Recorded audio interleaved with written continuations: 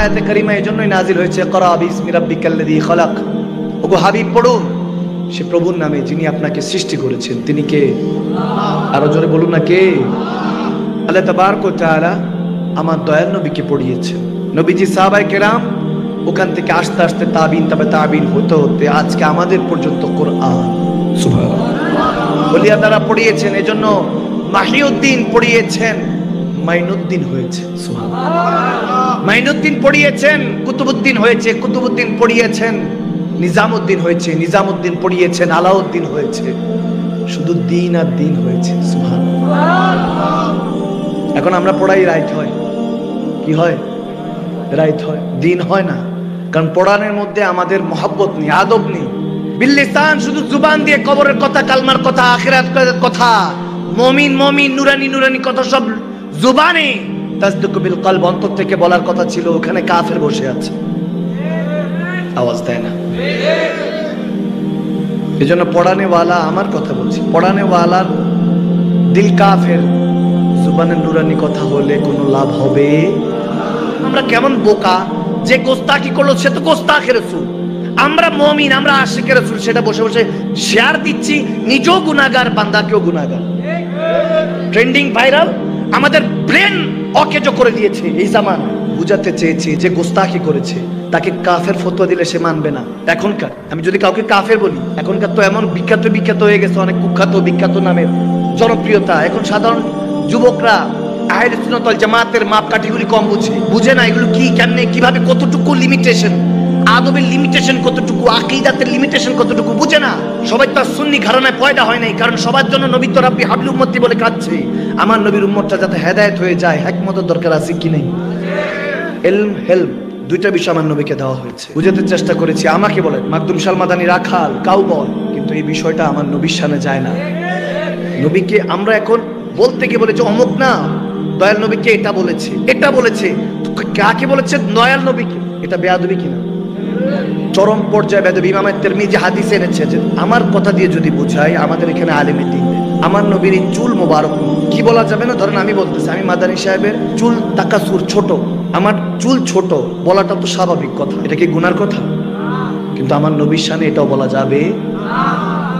আল্লাহ, কত ব্যারিকেড রাখা হয়েছে, কিন্তু আমরা এগুলো ক্রস করে ভেঙে ভাইরাল ট্রেন্ডিং আলোচনা করতে হবে। তো দেখলাম সমালোচনা ঝড়, যে বলেছে তাকে বলতেছে, গালি দিচ্ছে, অ্যাপ্রিশিয়েট কেউ করতেছে, তার পক্ষে গালিগালাজ সব ঠিক আছে, কিন্তু সবাই মিলে আমার নবীকে দেখলাম বারবার ওই শব্দটা বলছে যে ক্ষতি কোথায়, বললে ক্ষতি কোথায়? সমস্ত নবী রাসূলরাই তো ছিলেন। এখন কর্ম ছোট নয়, আমার নবী ভিক্ষুকে কাঠুরি বানিয়েছেন, বলে তুমি কাঠ কাটো, ওটা দিয়ে দিন যাপন করো।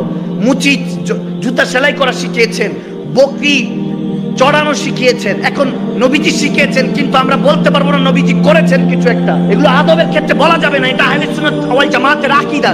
এখন যে বলছে তাকে কুফরে ফতোয়া দেওয়া যাবে না। যাকে বলছি মান সাব্বা নাবিয়ান ফাকতুলু, গর্দান উড়াই দেওয়ার কথা আমার নবীর হুকুম। কিন্তু জামানায় এখন খেলাফত চলছে না, গণতন্ত্র। আব্রাহাম লিঙ্কনের গণতন্ত্র চলছে, ইহুদি নাসারাদের আমরা রাজনীতি করছি। এখন আল্লাহ রাসূলের রাজনীতি নাই।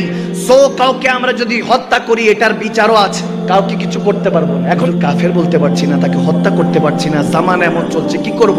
তাহলে হিকমত এমন একটা ইউজ করতে হবে যাতে সে বরবাদ, এটা সবার মাথার মধ্যে চলে যায়। এই ওয়েতে কথা বলতে হবে। আমার শান যে একমাত্র সুন্নিয়তের মধ্যে মাদানী সাহেব অমুককে এত উপরে এত উপরে, আমি বললাম আস্তাগফিরুল্লাহ। আমার 4 মিনিটের বক্তব্য কেটে তুমি 24 সেকেন্ডকে বারবার রিপিট করে 1.5 মিনিট বানায়া পাবলিকের কাছে বলছো। সাধারণ তার বুঝে না, সাধারণ বলে দেখছো আলেমরা মিলা গেছে, কত সুন্দর। আমি বললাম আস্তাগফিরুল্লাহ। আমার নবীর শান ছোট করে যারা অন্য তথাকথিত জনপ্রিয়তা দেখে তাদের শান বড় করতে চায়, বুঝা গেল সে আমার নবীকে ভালোবাসতে পারে নাই, সে মিথ্যুক, সে কাযযাব, সে নবী প্রেমিক হতে পারে নাই, সে ব্যক্তি প্রেমিক হয়েছে, নবীকে ভালোবাসে নাই, আল্লাহকে ভালোবাসে নাই। আমি বলেছি যারা এরকম করেছে আল্লাহ রাসূলের লানত তাদের উপর, লানাতুল্লাহ আলাল কাযিবিন। যারা মিথ্যা প্রচার করেছে আল্লাহ রাসূলের লানত তাদের উপর। কারণ এটা ছাড়া দেওয়ার কিছু নেই, না কুফরি ফতোয়া দিতে পারবো, না হত্যা করতে পারবো। জামানা এমন চলছে। কিন্তু হযরত ওমর যদি বেঁচে থাকতেন, আমি বললাম তোমার শরীর তো থাকতো, কিন্তু শরীরের মধ্যে গর্দান থাকতো না। এই জন্য নবীর শানে গোস্তাকি করতে পারছো। যদি আমার নবী সিংহ, আল্লাহ শের, আসাদুল গালিব, যদি শের খোদা আলী বেঁচে থাকতেন, তোমার জাসম তো থাকতো, তোমার খানদানে কল্লা একটাও থাকতো না। যারা মুমিন তারা বুঝেছে যে হ্যাঁ হুজুর আপনি ঠিকই বলেছেন, গুড ওয়েতে সাইজ করেছে। তো দেখেছি হাজার হাজার ফোন, বলে আগে অমুকের বক্তব্য শুনতাম, লক্ষ লক্ষ ফ্যান ফলোয়ার দেখলাম সে আসলে ভুল। হাজার হাজার যুবক মা বোনেরা যুবকরা ফিরে এসেছে আলহামদুলিল্লাহ। তাই বললাম এর জন্য যদি কেউ আমাকে মুরতাদ বলে, কাফের বলে, খেতে রাজি আছি।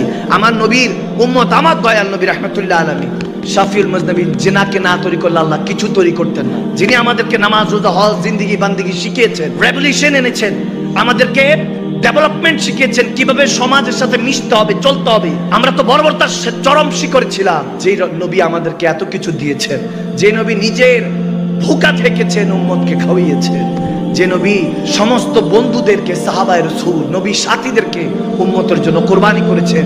শুধু সাথী নয়, সাথে নিজের খানদান আওলাদদেরকে কোরবানি করেছেন।